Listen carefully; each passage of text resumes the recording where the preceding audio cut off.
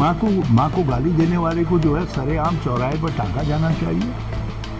और वो इंद्रेश कुमार जी की एक संस्था है, अल्पसंख्यक मोर्चा उन्होंने बना रखा भाजपा का, उसके सदस्य हैं दोनों। कोई भी उजाड़ू बल्द हो, उजाड़ू बकरी हो, कोई भी प्रायश्चित करना चाहता है तो उसको अवसर है। तो बुढ़ियन काम मेरे के पसंद है, तो मेरी कोई पसंद नहीं है। जो जवान लोग हैं सब इनके भविष्य की पसंद है। मेरे लिए तो जो अध्यक्ष आ जाएगा मैं उसकी कल से जय जय करना चाहता हूँ। जैसे घर में जो सब अगर कमजोर भैग सैन हैं वो सब डांटनी, वो सब मगले डांटनी।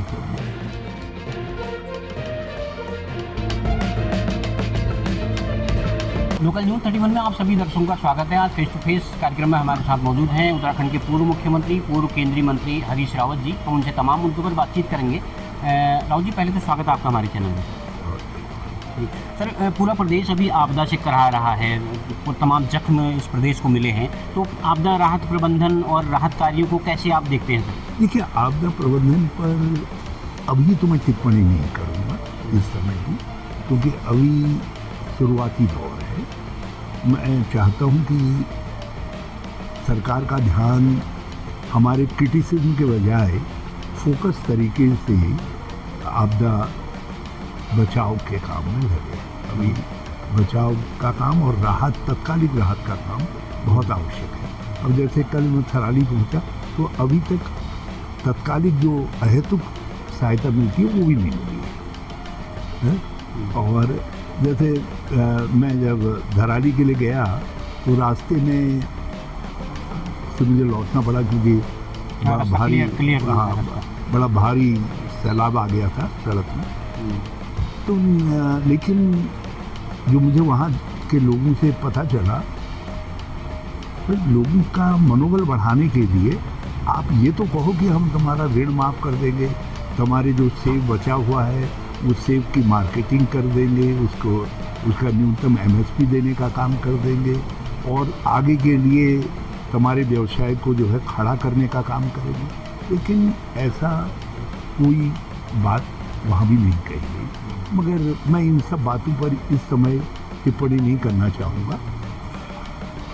मैं इस समय एक बात की तरफ जरूर सारे राज्य का ध्यान भी, सारे राजनीतिक दलों का भी और सरकार का भी, यहाँ तक कि तीनों सरकारें, देहरादून की सरकार, शिमला और श्रीनगर की सरकार का ध्यान आकृष्ट करना चाहूँगा कि ये जो मध्य हिमालय है इस समय, ये जलवायु परिवर्तन का सबसे ज़्यादा दुष्प्रभाव मध्य हिमालय पर पड़ रहा है। हमारा हिमाचल में और ये जलवायु परिवर्तन की लड़ाई कोई राज्य अकेले अपने दम पर नहीं लड़ सकता, वो व्यवहारिक भी नहीं। तो केंद्र सरकार को एक कोऑर्डिनेटेड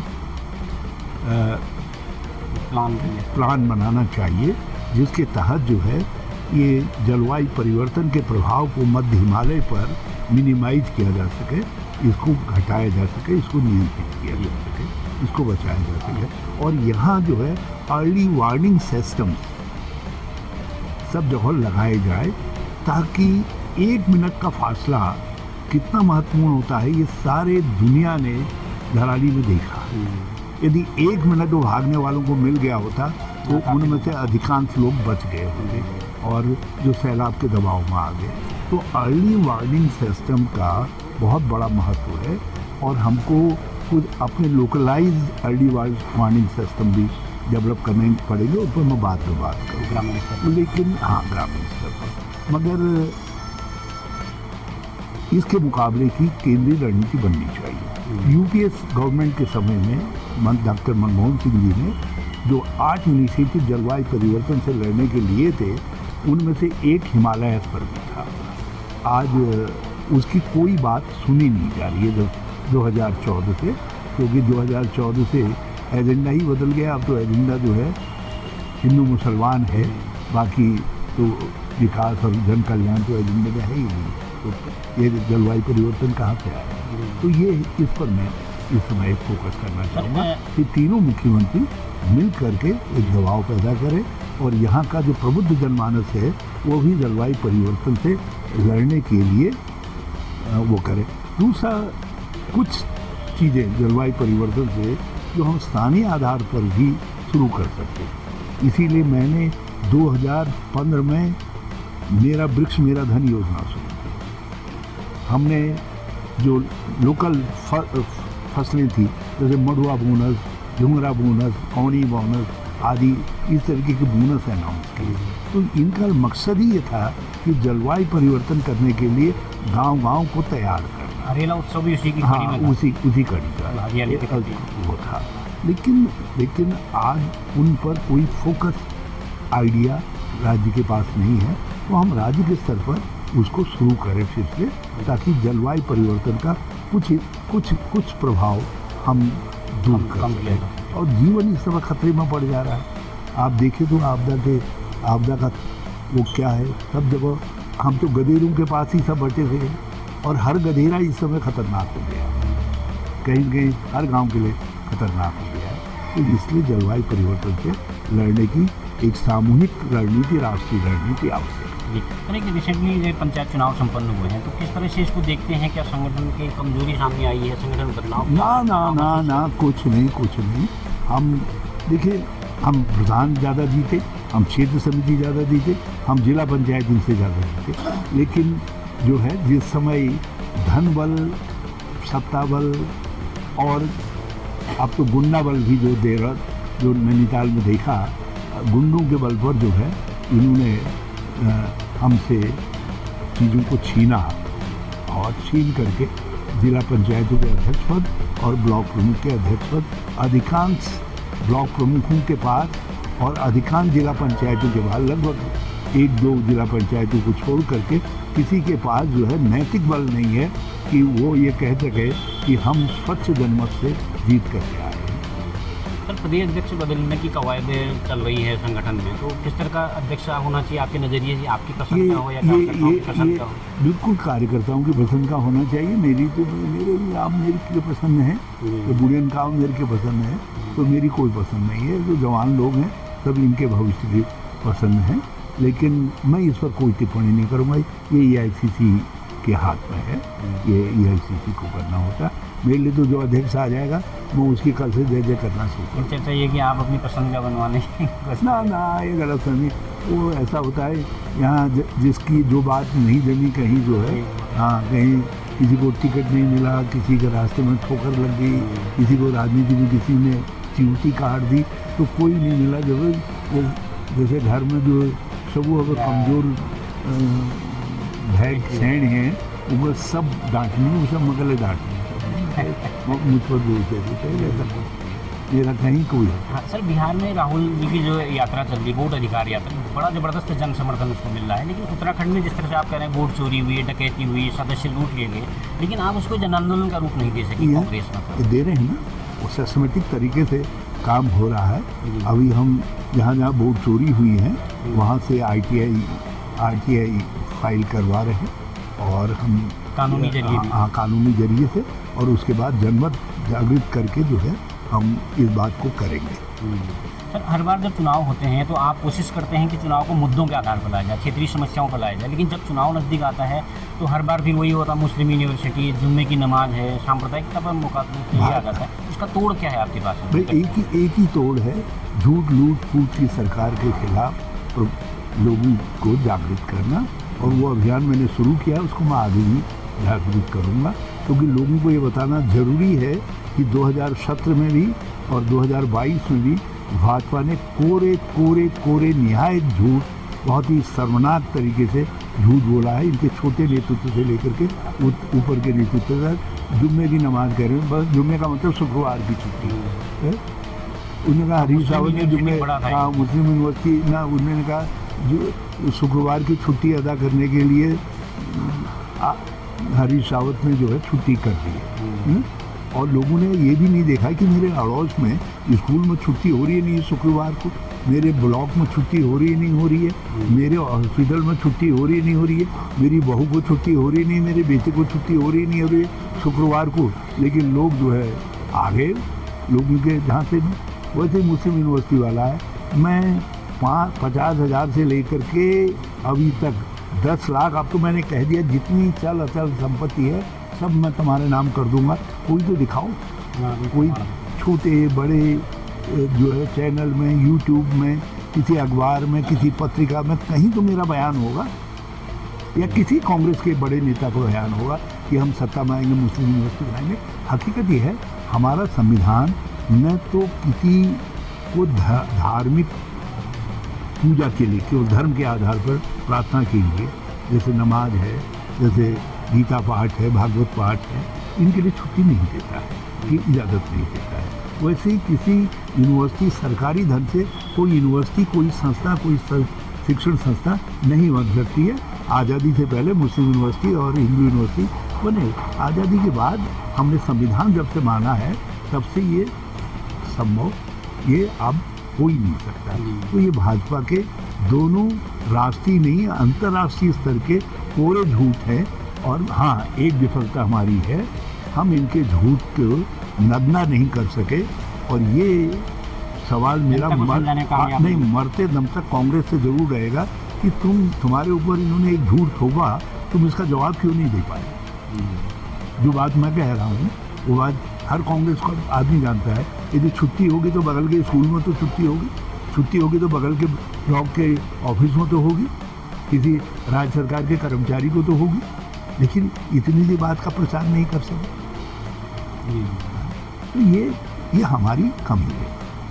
सर, हरक सिंह रावत जी आजकल बड़े मुखर हैं और आप भी मंच उनके साथ साझा कर रहे हैं, तो कैसे उनकी मुखरता को कैसे देखते हैं सर? देखिए, उनके पास बहुत सारी, उनके पेट में बहुत सारे राज हैं। बीजेपी ने जो पाप 2016 में हमारी सरकार गिराने के लिए अथाह धन शक्ति का जो प्रयोग किया और जो छल बल किया, पूरा स्टिंग से लेकर के सारे छल बल के राज उनके पेट में है। यदि उन्होंने अभी एक छोटा सा राज, जो ice of the tip of the iceberg है, एक छोटा सा हिस्सा रखा है, कहा है कि भाजपा ने किस तरीके से धन उगा करके 27 करोड़ रुपया राज्य के अंदर, वो 30 करोड़ कहते हैं, त्रिवेंद्र सिंह 27 करोड़ कहते हैं, वो 27 करोड़ रुपया वसूली की। तो वसूली करके आप अपनी पार्टी को चला रहे थे, सत्ता का उपयोग कर रहे थे, ये उन्होंने रहस्योद्घाटन किया। मैंने कहा भाई, ये प्रायश्चित की दिशा में कदम है और प्रायश्चित करने का सबको हक है। मैंने तो ओपन वो दिया है, कोई भी उजाड़ू बल्द हो, उजाड़ू बकरी हो, कोई भी प्रायश्चित करना चाहता है तो उसको अवसर है। हरी सावत ने 2016 का मामला अपनी तरफ से भुला दिया, लेकिन प्रायश्चित करना पड़ेगा। आप 2016 की बात जब आपकी सरकार दी थी तो आपने इनको उजाड़ू बल्द की संज्ञा दी थी जिन्होंने सरकार दी, लेकिन आज मंच साझा कर रहे हैं, उसकी भी चर्चा रहती है। उजाड़ू बल्द को लठ मार के भगा थोड़ी देते हैं। यदि वो ठीक करता है, वो ठीक करता है, हल जोड़ता है और ठीक तरीके से काम करता है, कभी कोई उजाड़ू बल्द अच्छा काम भी कर देता है, तो अवसर तो दिया जाना चाहिए। जो वर्तमान जो राजनीतिक परिदृश्य है, जो विकास की जो सरकार कहती है कि हमने बहुत सारा विकास किया, बहुमुखी विकास हुआ है, तो उसको आप कैसे देखते हो? राज्य किस दिशा में जा रहा है? राजनीतिक परिदृश्य तो चिंताजनक है और विकास का परिदृश्य उससे भी चिंताजनक है। आप कुछ मानक बनाएंगे। एक मानक विकास का है कि पलायन रुका या नहीं रुका, और पलायन इतना तीव्र हो गया है, आज गांव के गांव खाली हो गए, भूता गांवों की संख्या 3 गुना बढ़ गई है। हर गांव के अंदर एक आध बाखली, एक आध घर भूता हो गया है। तो एक मापदंड ये है, इसका मतलब है विकास फेल हो रहा है। दूसरा मापदंड है बेरोजगारी। आज बेरोजगारी इतनी ज़्यादा बढ़ गई है कि हमारा युवा इस समय नशे में लिप्त हो गया है। देहरादून से लेकर के मुंशारी तक और इधर जसपुर से लेकर के भटवाड़ी तक नशा सब जगह पहुंच चुका है। कहीं शराब का नशा तो कहीं सूखा नशा, और सूखा नशा और ज़्यादा खतरनाक है। इससे युवा पीढ़ी, परिवार बर्बाद हो रहे हैं, अपराध बढ़ रहे हैं।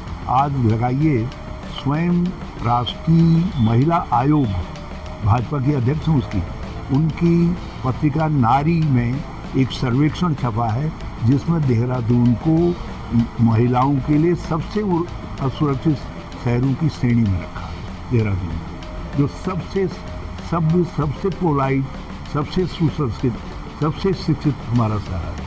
तो ये बताता है कि हमारी विकास की धारा किस तरफ जा रही है, नई पीढ़ी की तरफ। तीसरी बात यह है, आप में असहिष्णुता बढ़ रही है। केवल मुसलमानों के लिए असहिष्णुता नहीं बढ़ाने के लिए, आज दलितों के लिए भी असहिष्णुता बढ़ गई, शिल्पकारों के प्रति असहिष्णुता बढ़ गई। उसका प्रमाण है कि जितनी महिलाओं पर बलात्कार हुआ है, जो बहुत घृणित बलात्कार है,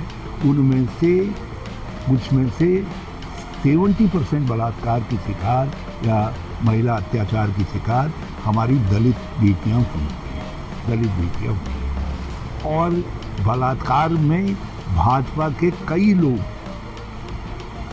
अंकिता भंडारी से लेकर के जो है हमारे हरिद्वार तक में जो है, जो वो हुआ था पतंजलि के पास एक बेटी मरी हुई मिली थी, उस तक में ये सब में कहीं न कहीं भाजपा के नेता का नाम आया, उनके पदाधिकारियों, उनके मंत्री पद के समझ।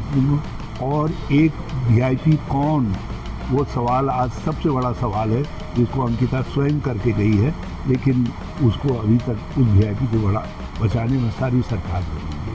तो ये बताता है कि आप जो समाज का नीचे का स्टेटा है, जिसको ऊपर उठाना हमारे विकास की मुख्य धारा का हिस्सा होना चाहिए, वहाँ आप नहीं जा रहे हैं, उस धारा में नहीं जा रहे हैं। तो ये विकास कुछ नहीं हो रहा है, केवल कागज में है। दिल्ली से जो पैसा आ रहा है और उसका 40 से लेकर के 50 पैसा वापस भाजपा के लोगों के जेब में जा रहा है। एक आखिरी सवाल आपसे और पूछूंगा सर, अभी मोदी जी ने कल एक प्रतिक्रिया दी है, उन्होंने कहा कि मेरी माँ को गाली दी गई है, तो हाँ, उसकी माँ को गाली देने वाले को जो है सरेआम चौराहे पर टाँका जाना चाहिए। और वो इंद्रेश कुमार जी की एक संस्था है, अल्पसंख्यक मोर्चा उन्होंने बना रखा है भाजपा का, उसके सदस्य हैं दोनों, उसके सदस्य हैं। ये तो राजीव गांधी जी की यात्रा के ध्यान हटाने के लिए ये प्रपंच रचा गया है। और यात्रा की सफलता से बौखलाए हुए मुख्यमंत्री जी, तो उनकी माता नहीं है, मेरी माँ भी है, आपकी माँ भी है, सबकी माँ है। और माँ के लिए कोई भी व्यक्ति, माँ नारी के प्रति जो भी दुष्शब्द कहता है, यदि वो मेरा सगा भाई भी है तो उसको सजा दी जानी चाहिए। मगर ये जो षड्यंत्रपूर्वक भाजपाइयों ने भेजा है अपने कार्यकर्ता को, तो वो देश के सम्मुख आना चाहिए और प्रधानमंत्री को इसकी जांच करनी चाहिए। वो एक स्वतंत्र न्यायिक संस्था से जांच करवा ले। यदि वो कांग्रेस का वर्कर निकल जाएगा तो हम राजनीति छोड़ देंगे। चलिए ठीक सर, आपकी बातचीत के लिए वक्त निकाला, बहुत बहुत धन्यवाद। तो आपकी हमारे साथ प्रदेश के पूर्व मुख्यमंत्री की पूर्व केंद्रीय मंत्री हरीश रावत जी, और जिनका स्पष्ट मानना है कि संगठन की कोई कमजोरी नहीं है, संगठन और मुखरता के साथ काम करेगा और 2027 की लड़ाई को वो मुद्दों पर लाने की कोशिश करेंगे और सांप्रदायिक ताकतों को मुंह तोड़ जवाब देंगे। तो इसी तरह की खबरें जानने देखने के लिए आप देखते रहिए लोकल न्यूज़ 31।